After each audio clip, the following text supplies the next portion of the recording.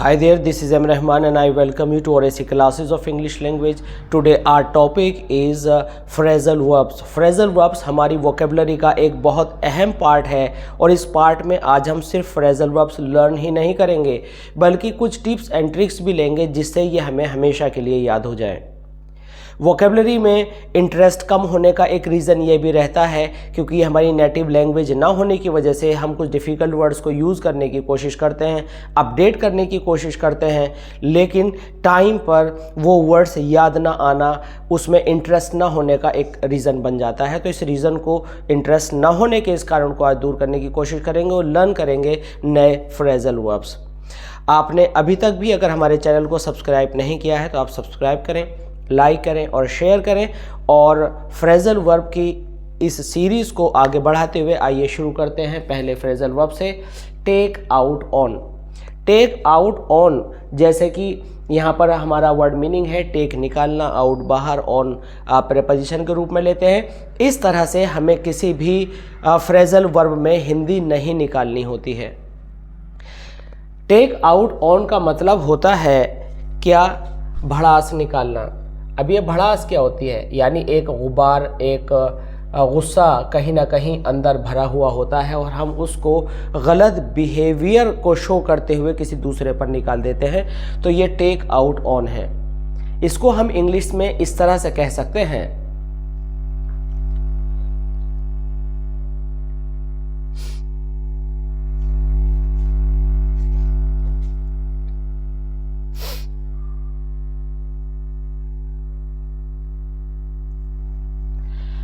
इस तरह से कह सकते हैं टू ट्रीट समबडी को बैडली बिहेव करने का क्या मतलब है। जब आप एंग्री होते हैं तो ऐसा करते हैं कि उसके साथ गलत तरीके से बात करते हैं और जो आपके दिल दिमाग में जो गुबार भरा हुआ है वो आप सारा दूसरे के ऊपर निकाल देते हैं। तो to treat somebody badly when you are angry. अब इसको लर्न कैसे करना है, ये वर्ब है, ये तो हमें याद है। लर्न करना है टेक आउट। जब हम किसी पर नाराज़ होते हैं तो वो कहता है कि हमारे ऊपर अपना गुस्सा मत निकालो, तो निकालो के लिए टेक आउट बाहर, ऑन समबडी। तो इस तरह से आप इसको याद कर सकते हैं। इसके बाद है टीयर अप। तो इसका मतलब है आंसू निकलना या निकालना, या आंखें नम हो जाना, यानी टीयर बाहर आ जाना। अप ऑन द फेस, बाहर फेस पर आ जाना, यानी आंखें गीली हो जाना आंसुओं की वजह से टीयर अप है। अब आप कहेंगे कि जी जब टीयर है तो टीयर तो खुद ही आंसू है, तो अब की क्या ज़रूरत है।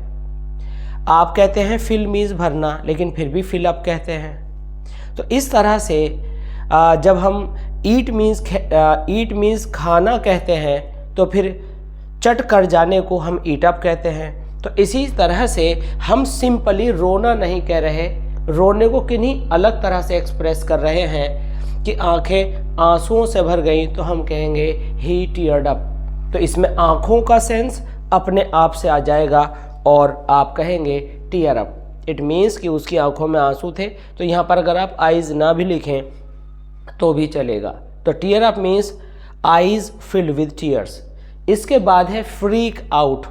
फ्रीक आउट एक ऐसी सिचुएशन होती है जब आदमी गुस्से में, इमोशन में, दुख में, एंग्जाइटी में बेकाबू हो जाता है और वो हाथ पैर पटकने लगता है, फेंकने लगता है, एक तरह से उसके ऊपर एक पागलपन सा सवार हो जाता है। उस सिचुएशन को हम कहते हैं फ्रीक आउट।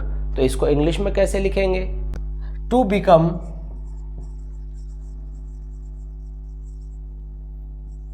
very excited,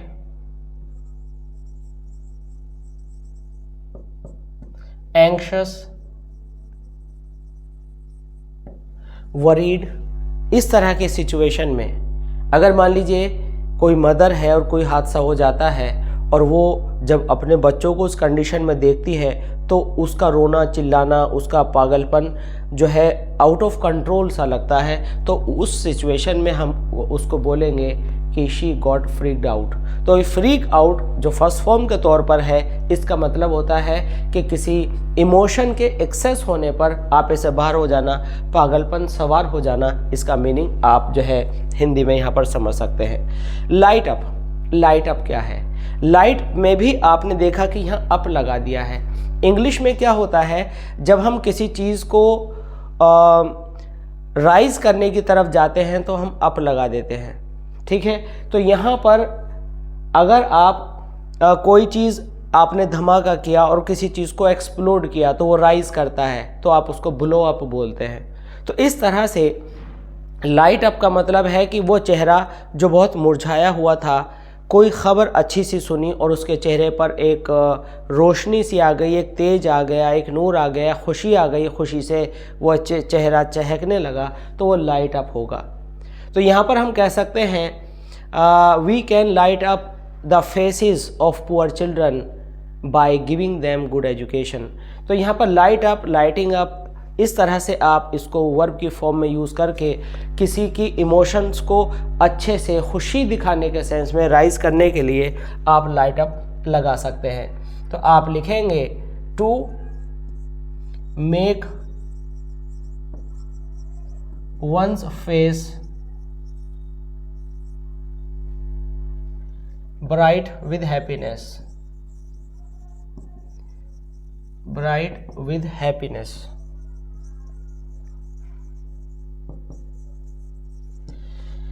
इसके बाद है आपका क्रैक अप। क्रैक अप कैसी सिचुएशन है? अगर हम वर्ड मीनिंग को देखें तो क्रैक माने चटकना होता है, टूटना होता है, लेकिन यहाँ पर आप देख रहे हैं कि आपको जो है यहाँ पर फिर अप लगा कर दे दिया गया। तो क्रैक अप एक ऐसी सिचुएशन है जब आप झल्ला जाते हैं। झल्लाना मतलब जब आप इरिटेट होते हैं, जब आप फट पड़ते हैं, झल्ला जाना। ये फट पड़ना क्या होता है? किसी से आपने कोई चीज़ पूछी कि आप ये काम कब तक पर कर पाएंगे, आपने पूरी कोशिश की और बताया कि हम इस काम को जब तक फिनिश कर लेंगे।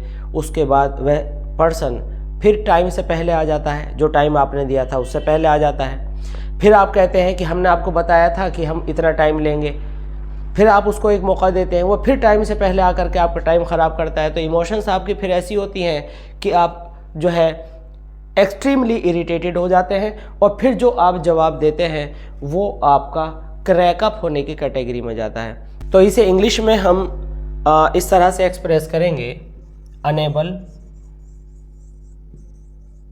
To think and act sensibly.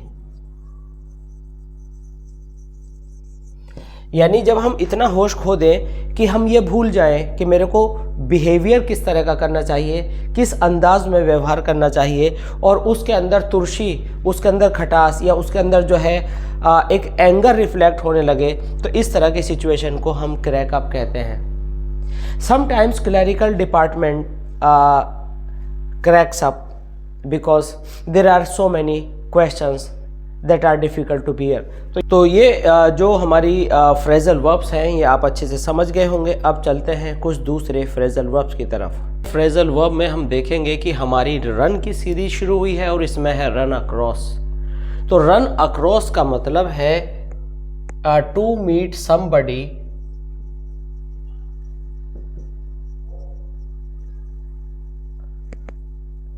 Somebody और समथिंग बाय चांस। यानी अचानक से हम कहते हैं कि हम टकरा गए। तो टकराने का मतलब यह कॉलिजन नहीं है, सिर से सिर का टकराना नहीं है, किसी दीवार से टकराना नहीं है। तो रन हो गए हम अक्रॉस। तो ये टेक्निक समझ लीजिए, जब किसी चीज़ को हम क्रॉस कर गए और बाई चांस हम कर गए, हमें ये मालूम नहीं था यहाँ पर यह है, तो उसका मतलब है इत्तेफाक से मिल जाना। You can say for instance, example के तौर पर, I ran across two of my friends at the central. तो स्टेशन पर अगर आप मिल गए अचानक से तो आप रैन अक्रॉस हो गए, रन अक्रॉस हो गए। वर्ब की कोई भी फॉर्म यहाँ पर लगाएंगे। रन अक्रॉस का मतलब है कि अचानक से मिल जाना। रन अराउंड का मतलब है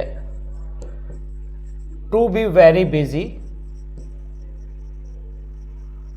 इन डूइंग समथिंग। अब ये रन अराउंड को कैसे कनेक्ट करेंगे कि मुझे याद रहे कि रन अराउंड बिजी होता है। तो जब आप किसी चीज़ के लिए रनिंग कर रहे होते हैं, भाग दौड़ कर रहे होते हैं और लगातार उसमें चलना फिरना आपकी एक्टिविटीज़ शामिल होती हैं, तो आप उस काम में बिज़ी होते हैं। तो ये रन अराउंड, किसी चीज़ के अराउंड आप रन कर रहे हैं तो आप उसमें बिज़ी हैं। नाउ द क्वेश्चन इज़ कि हम इसको यूज़ कैसे करें अपने सेंटेंस में। आपको एक बात याद रखनी है कि रन अराउंड के बाद आपको जेरेंड यूज़ करना होता है। भाई मैं बिज़ी रहा क्या करने में, तो जेरेंड का मतलब होता है वर्ब की फर्स्ट फॉर्म में आईएनजी का यूज़ करना। तो हम कहेंगे कि हमारे एग्जामिनेशन नज़दीक आ रहे हैं, इम्पोर्टेंट क्वेश्चंस का सिलेक्शन हमें करना है और सेलेक्ट करके फिर उनको इकट्ठा करना है। तो हम कहेंगे I ran around collecting important questions these days. तो हम बिज़ी रहे इम्पोर्टेंट क्वेश्चंस कलेक्ट करने में या कलेक्शन करने में। तो कलेक्शन हमारा नाउन है और अगर हम कलेक्टिंग कहते हैं तो वर्ब में आईएनजी लगकर जेरेंड बनना भी नाउन का काम करता है। तो दोनों तरह से आप इसको यूज़ कर सकते हैं। इसके बाद है रन एट। रन मीन्स भाग कर जाना और एट मीन्स किसी को पॉइंट बनाना, यानी वार करना। और वार करने का मतलब है यहाँ पर अटैक करना, to attack. He ran at me, he ran at his enemy. तो रैन आपकी सेकंड फॉर्म हुई, रन रैन रन। तो यहाँ पर रन के बाद आप एट लगाकर कोई भी ऑब्जेक्ट इसका यूज़ करते हैं और इसका मतलब होता है attack. Run away, run away का मतलब होता है एस्केप। अब एस्केप का मतलब होता है बचकर भागना। अब बचकर भागने को रन अवे से कैसे रिलेट करेंगे, तो आप इस तरह से रिलेट करेंगे कि रन आपने किया और आप अवे मीन्स दूर हो गए। तो रन के बाद अवे करने पर आप दूर हो गए, तो आपको एस्केप ही तो करना था, आपको बचना था। तो आप जो थे क्या हो गया, बचकर भाग गए, यानी बचकर भागना। ये हो गया आपका रन अवे। रन ऑफ क्या होता है, इट मीन रन का मतलब होता है भाग जाना किसी को परेशानी की हालत में छोड़कर। इसको इंग्लिश में कैसे एक्सप्रेस करेंगे, to leave someone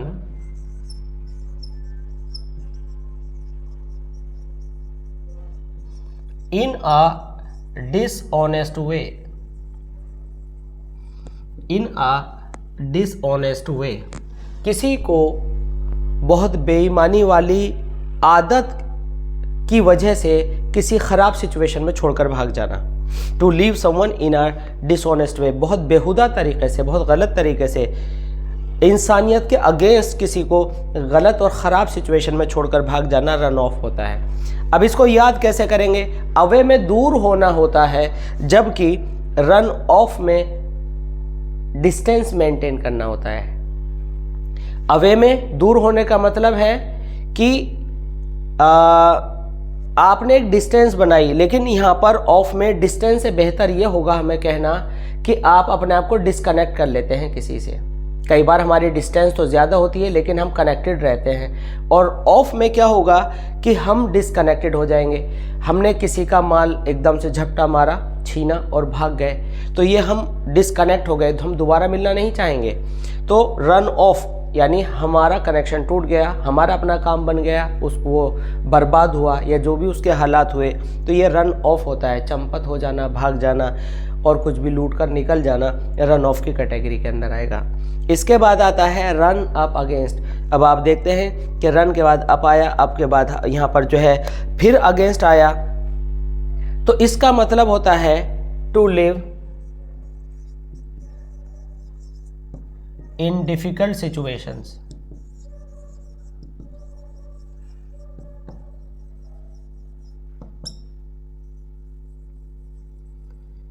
to live in difficult situations, तो ये बहुत ही विरोधी स्थिति में हम रह रहे होते हैं। तो हम कहते हैं I am running up against poverty, यानी या अगेंस्ट पेन्यूरी। पेन्यूरी का मतलब होता है पैसा बिल्कुल ख़त्म हो जाना और पैसे की कमी में जीना। तो रन अप अगेंस्ट पेन्यूरी या पॉवर्टी, यानी मैं इस तरह के बुरे हालात में जी रहा हूँ। तो अगेंस्ट के बाद वो हालात यहाँ पर आप लिखेंगे जो आपको बहुत ही गैर और बहुत ही विपरीत लगते हैं। यहाँ पर आप इसको इस तरह से भी कह सकते हैं कि सिचुएशन को फेस करने में जो डिफ़िकल्टीज़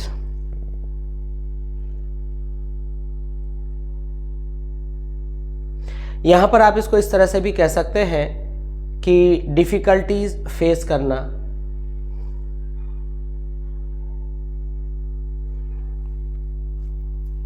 यहाँ पर आप इस तरह से भी कह सकते हैं कि कुछ प्रॉब्लम्स का सामना करना जो आपको डील करनी ही पड़ेंगी।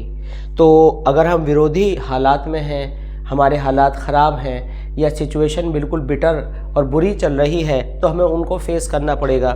तो रन अप अगेंस्ट का मतलब हुआ कि विपरीत परिस्थिति का, प्रॉब्लम्स का सामना करना। We should run up against our difficulties if we want to be a winner. तो ये बात यहाँ पर लागू होती है, इसका सही हमने इसमें यूज़ किया। तो आई होप कि ये जितने भी आपके फ्रेजल वर्ब्स हैं ये आपको बहुत अच्छे से लर्न हुए होंगे। इस तरह से थोड़े थोड़े करके हम अपनी वोकेबलरी की इन्हेंसमेंट में लगे रहें, और ये वो वोकेबलरी है जो आपके हर तरह के एग्जामिनेशन के अंदर बहुत ज़्यादा यूज़फुल है। चाहे आप SSC CGL से रिलेटेड कोई भी एग्जामिनेशन को फेस करें, NDA CDS या कोई भी आप एग्जामिनेशन इंग्लिश की अगर बात करते हैं, तो इस तरह के वर्ड्स, ये जो आपके फ्रेजेस हैं, फ्रेजल वर्ब्स हैं, इडियम्स हैं, कोलोकेशंस हैं, ये आपके लिए बहुत ज़्यादा इंपॉर्टेंट साबित होती हैं। तो इस तरह की वीडियोस के लिए बने रहिए हमारे साथ, लाइक कीजिए, शेयर कीजिए एंड सब्सक्राइब कीजिए, और अपना फीडबैक हमें देते रहिए। मिलते हैं जल्दी इसी तरह की दूसरी वीडियो में। Thanks for being with us, thanks a lot.